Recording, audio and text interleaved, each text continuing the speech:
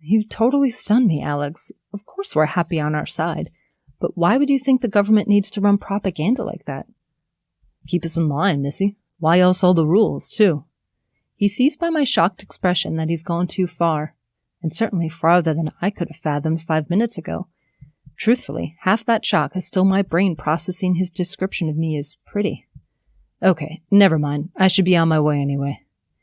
Yeah. We'll run through the next batch of samples tomorrow, okay? Same time? Same place?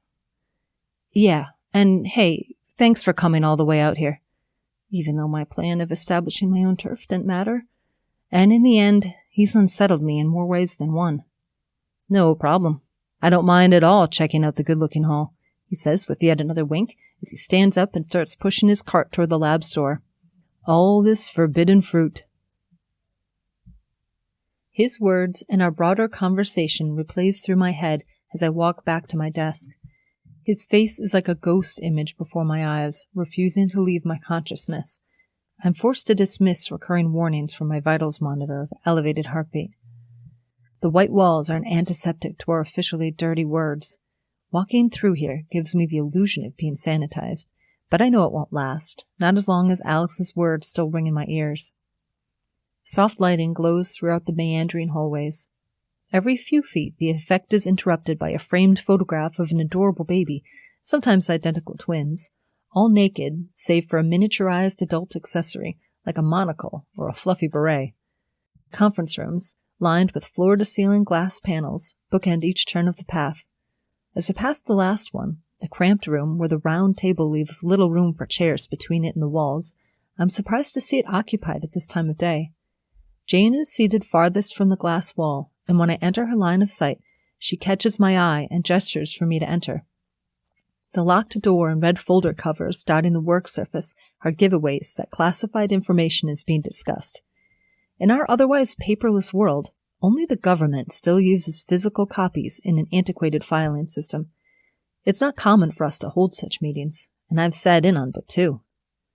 There's something about a secret that makes you instantly curious and suddenly unable to avert your eyes.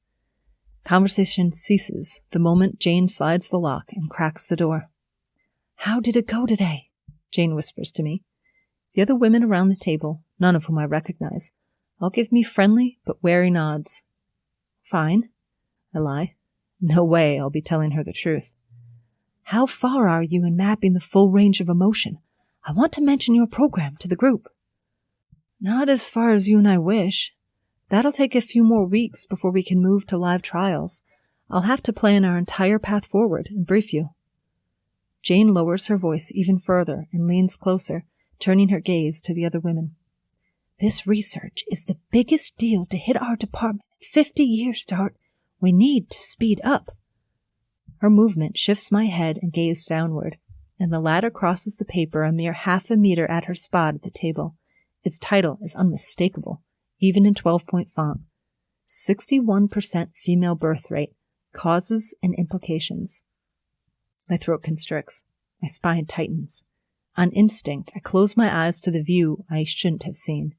I raise my head slowly, eyes still closed, as if I'm merely thinking of Jane's remark. I start speaking while raising my eyelids, now a few centimeters from hers. "It's slow going. It's only me in the lab, and there's a lot more to figure out. A lot of tests." I shrug. This isn't a lie. "No one wants to be with him," she hisses. "You have to make up for their slack. Take one for the team, Dart. I want you leading our effort." One of the other women clears her throat. Her face oozes self-importance. Below the table, her ostrich leather heels tap a quick beat. It takes all my self-control not to frown at her, as if it's my fault I'm holding up the meeting. "Send me a brief by noon tomorrow," Jane continues, and her head jerks slightly toward the door. I step out of the room as fast as I respectfully can, keeping my chin up so I don't see anything else, while Jane says things like advanced research into infant behavior and promising improvements to vitals monitor design and function, then difficult cross-collaboration. Why had Jane pulled me into the room instead of coming into the hall to talk to me? Did she intend for me to brief those women on the fly, hoping I was further along? Just another case of her expecting